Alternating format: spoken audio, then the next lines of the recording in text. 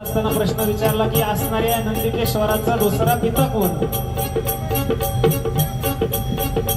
पण ज्या नंदिकेश्वराचा पिता वेगळा आहे हा मुद्दा आहे बरं का महत्वाचा. ज्या नंदिकेश्वराचा पिता वेगळा तो नंदिकेश्वर सुद्धा वेगळा. कारण हा एकमेव जो शंकराचं वाहन झालेला नंदी आहे तो फक्त शिखीमुनीपासून जन्माला आला. आता हा जो दुसरा नंदिकेश्वर आहे आणि त्याचा पिता जो आहे ही कथा नेमकी कशा पद्धतीनं घडली गेली लक्षपूर्वक ऐका. शाहिरांच्या प्रश्नाचं उत्तर या वारीमध्ये.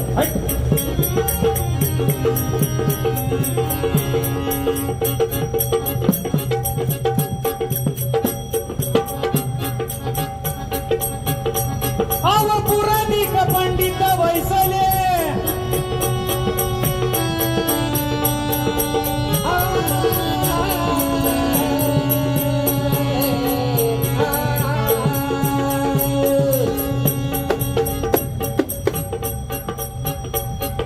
पुराणिक पंडित वैसले येऊन सभेला तुम्ही हो येऊन सभेला.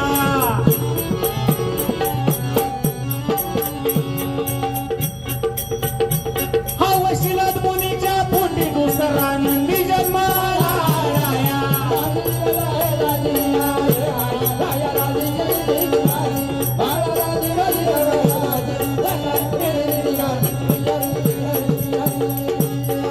शिलाद मुनीच्या न पोटी दुसरा नंदी जन्माला.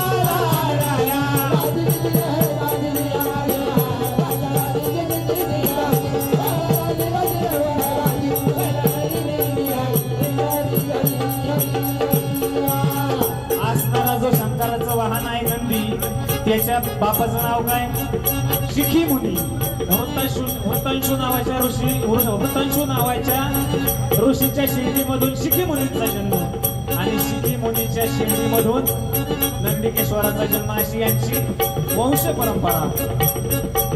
पण फार पुरातन काळामध्ये एक शिलाद नावाचे दुसरे ऋषी होते आणि या शिलाद ऋषींच्या पोटी सुद्धा नंदिकेश्वर जन्माला आला. या शिलाद ऋषींचा जो नंदी आहे याला माता नाही आयोनी संभव पुत्र जन्माला आलेला आहे. जसा शिखी मुनींचा नंदी आयोनी संभव त्याच पद्धतीने असणारा हा शिलाद मुनींचा पुत्र सुद्धा आयोनी संभव. नेमकं कथानक घडलं कसं लक्षपूर्वक आहे.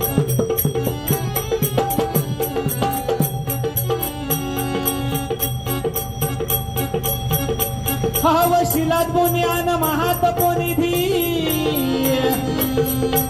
तपोनिधी हवा ऐकावा दाखला हवा ऐकावा दाखला.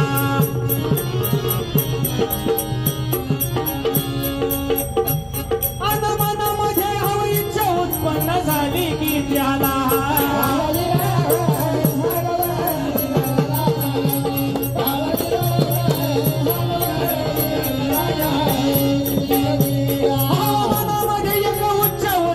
झाली की त्याला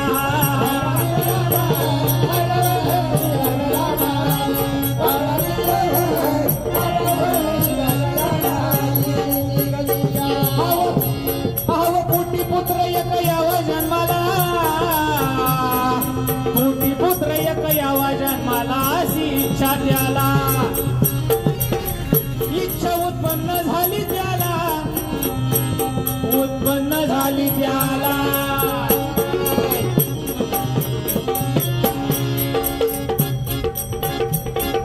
पुढील ऐका प्रकार ग्रंथात आला दाखला.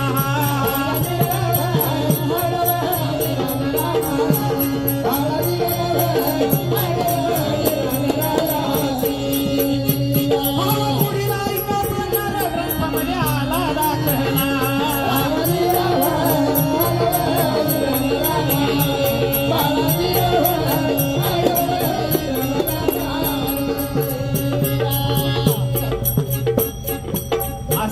शिलाद नावांच्या त्या तपोनिधी ऋषींच्या मनामध्ये इच्छा उत्पन्न झाली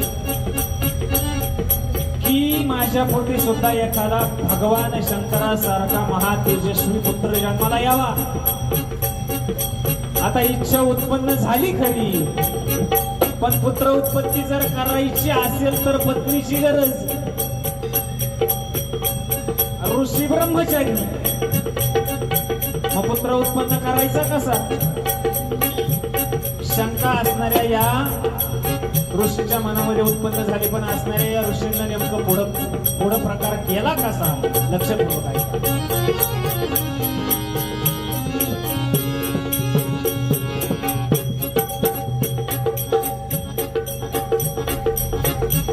हव ऋषी देवाना ऐका करीतो तप साधनेला, हव तप साधनेला, हव तप करून त्याने इंद्रासी प्रसन्न केला.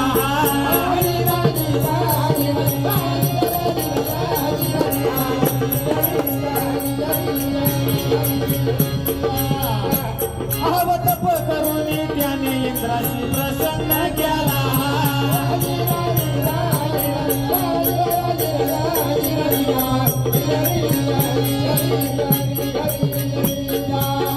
आता इंद्र कोण आहे? देवांचा राजा. पण इंद्र ज्या ज्या वेळेला त्याच्या स्वतःवर वेळ येईल त्या वेळेला त्याच्या शरणार्थ्याला सुद्धा ढकलून देणार आहे. नवे भूतलावरचे जेवढे तपस्वी लोक आहेत ही सगळी इंद्राची वैरी. एखाद्याने तप मांडलं की इंद्राला पहिली असते, हा माझी जागा घेण्यासाठी तप करतोय का काय? ज्या वेळेला असणारा तक्षक इंद्राच्या जन्मेजयाने सर्पसत्र आरंभ केलं आणि हजारो सर्पांच्या आहुत्या जन्मेजयाच्या यज्ञामध्ये येऊन पडू लागल्या. का तर परीक्षितीला कोणी मारलं होतं? तक्षकाने. आणि मग त्या तक्षकाला मारण्यासाठी जन्मेजयानं काय केलं? सर्पसत्र आरंभलं. हा शाहीर शिवाजी शेठ पवार नामोल्लेख राहिला, क्षमा असावी. कार्यक्रमाला आपण उपस्थित झाला, हार्दिक स्वागत, अभिनंदन. मग या तक्षकानं काय केलं? म्हटलं जन्मेजयाच्या सर्पसत्रामधून आपण वाचलो पाहिजे म्हणून असणारा हा तक्षक इंद्राला शरण गेला. इंद्राला शरण गेला खरा, इंद्राने त्याला अभय दिलं. असणाऱ्या यज्ञाचे जे ऋषी होते त्यांनी अंतर्ज्ञानाने जाणून घेतलं एवढे मंत्र आहुती देऊन सुद्धा तक्षक यज्ञामध्ये येऊन पडत नाही. मग असणाऱ्या या ऋषी मुनींना कोणती आहुती दिली? इंद्राय तक्षकाय स्वाहा. इंद्रासह तक्षक येऊन या यज्ञामध्ये भस्म होऊ दे. आता बारी आली इंद्रावर. या इंद्रानं तक्षकाला ढकलून दिलं, तुझं कर्म हे तू. असो या शिलाद मुनींनी काय केलं? इंद्राची तपश्चर्या केली.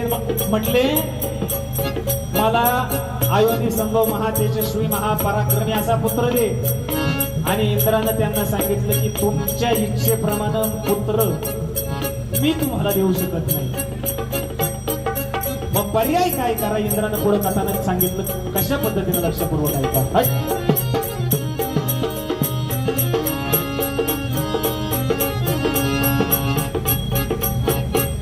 देवाचा देव तो संमतीस राहावळा हाजीजी, तीस राहावळा हाजीजी.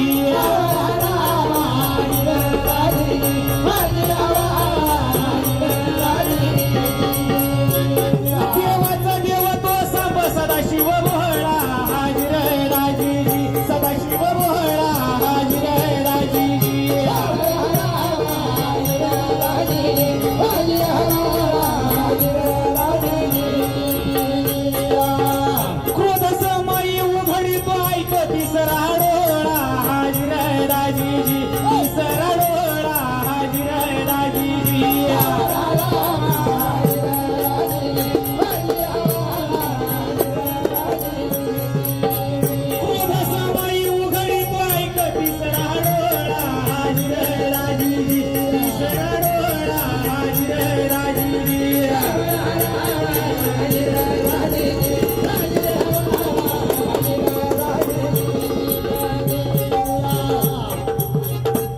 असणाऱ्या या भगवान शंकराची प्रार्थना केल्याशिवाय तुला अयोधी संभव पुत्र मिळणार नाही.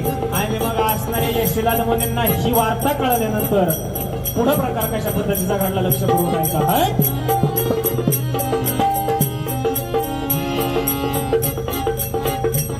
हव शिलाद मुनी हा न तेव्हा करीतो शंकर शिवाला रे शंकर शिवाला.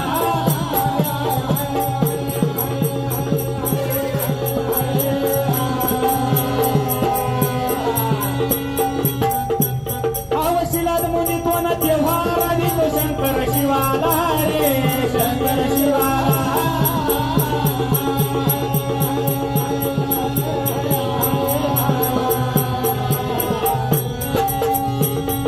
नंदी पुराणाची कथा पंडित ऐका दाखला.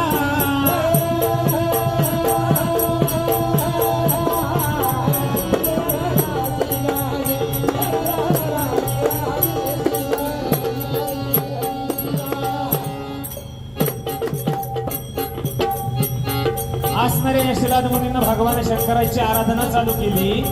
आणि आराधना चालू केल्यानंतर भगवान शंकर काही दिवसांनी त्यांच्या समोर प्रगट झाले. भगवान शंकरांना शिलाद मुनींना आशीर्वाद दिला. म्हटले तुम्ही जो म्हणताय ज्या पद्धतीचा म्हणताय त्या पद्धतीचा तुम्हाला पुत्र जर हवा असेल तर मलाच अंश रूपाने तुमच्या उदरी जन्माला यावं लागेल. इतर कोणाचंही काम नाही.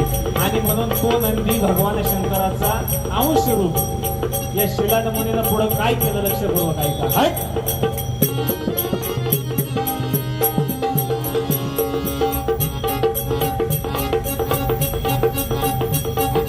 शिलाद मुनीनं तेव्हा मांडिलं ऐक यज्ञाला. अरे ऐक यज्ञाला.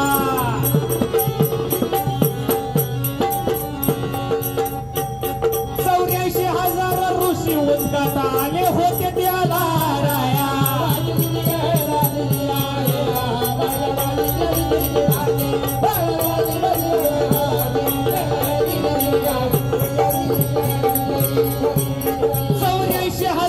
ऋषी उद्गात आले होते त्याला राया.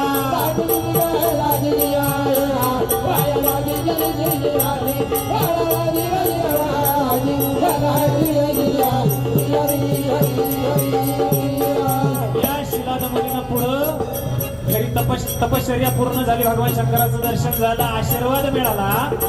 आणि असणारे हे शिलाद मुनी परत फिरवून स्वस्थानी आले. काही दिवसांनी या शिलाद मुनींना काय केलं आपल्या घरी यज्ञ मांडला.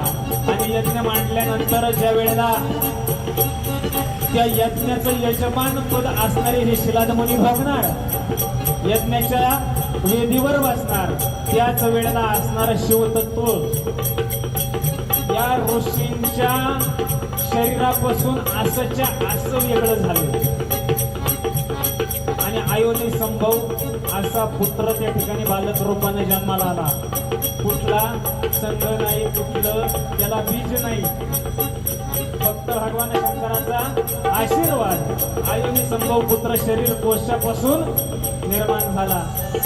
आणि असणाऱ्या या शरीरापासून त्या ऋषींच्या शरीरापासून जो पुत्र जन्माला आला, मग पुत्र झाल्यानंतर असणारा पुढचं कथानक कशा पद्धतीचं घडलं लक्षपूर्वक ऐका.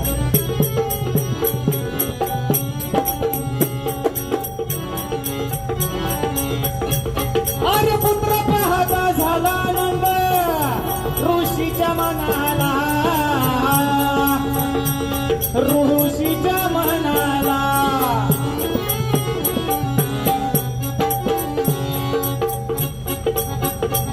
अरे पुढील ऐक प्रकार पंडिता काय तेथे झाला राया.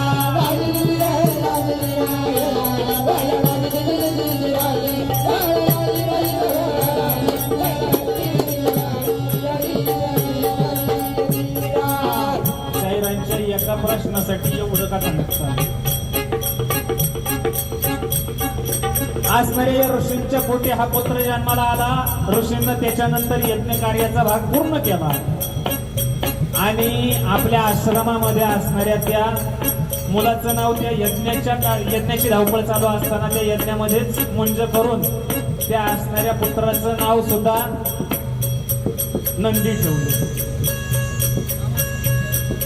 हा झाला शिलाद मुनीपासून जन्माला आलेला दुसरा नंदी.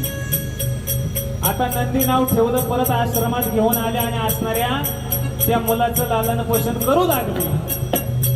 चंद्रकलेप्रमाणे असणारा हा मुलगा वाढत वाढत 5 वर्षाचा झाला आणि मग प्रकार काय झाला लक्षपूर्वक ऐका.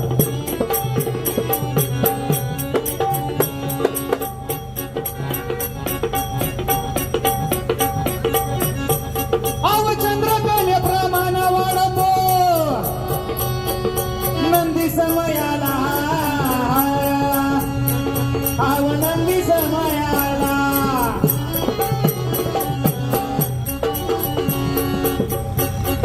वाढता तेव्हा 5 वर्षाचा झाला.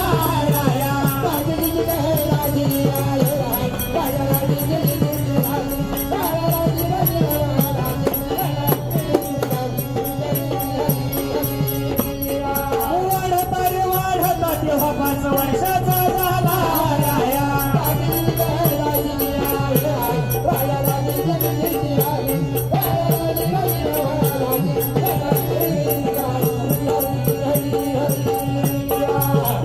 मित्रावरून आले चालून ऐक समयाला, समयाला ऐक समयाला, समयाला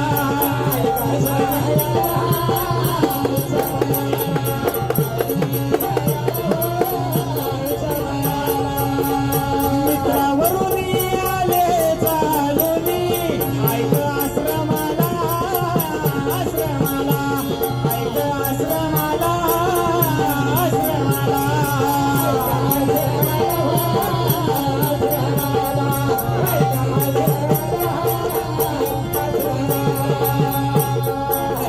असणाऱ्या त्या शिलाद नावाच्या ऋषींच्या आश्रमामध्ये दुसरे मित्रावरुणी नावाचे ऋषी आले. आणि मित्रावरुणी नावाचे ऋषी आले आश्रमात. तेव्हा ज्यांनी पुत्र पाहिला, पुत्र पाहिला, पाहिला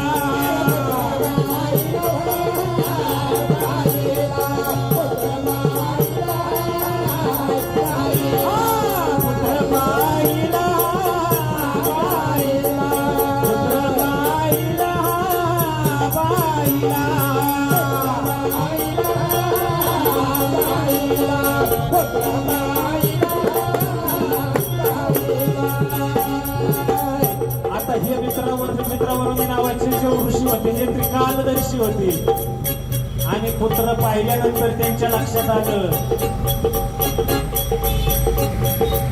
शिलादाचा हा पुत्र असे अल्पायुषी बोला, बोला अल्पायुषी बोला, बोला अल्पायुषी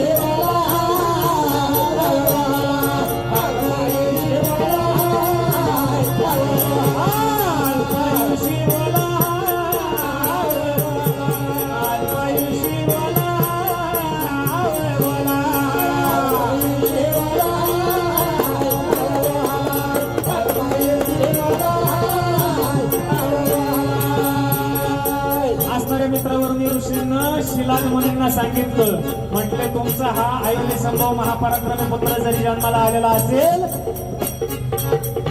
तरी याला फार आयुष्य नाही. तुम्ही जरी मृत्यूहीन पुत्र मागून घेतला असेल तरी याचा मृत्यू ठरलेला आहे.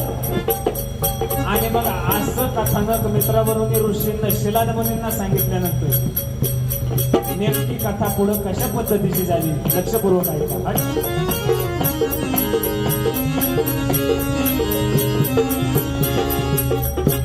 अव महत् दुःखान झाले तेव्हा ऋषीच्या मनाला गे, ऋषीच्या मनाला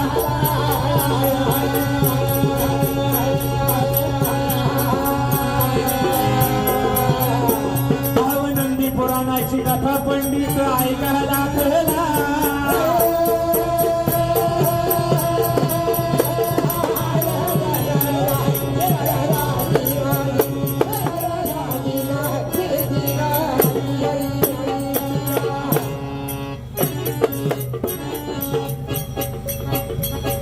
शिलाद मुनींना दुःख झालं आणि आता जात असताना वारी इथं थांबवणार आहे.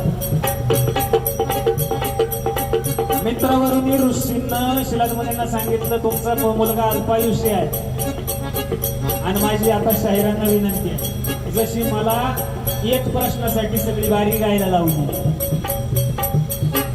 पूर्ण कविता एक कथानकावर झाली त्याच पद्धतीने शंका शाहिरांना कशा पद्धतीची आहे लक्षपूर्वक ऐका.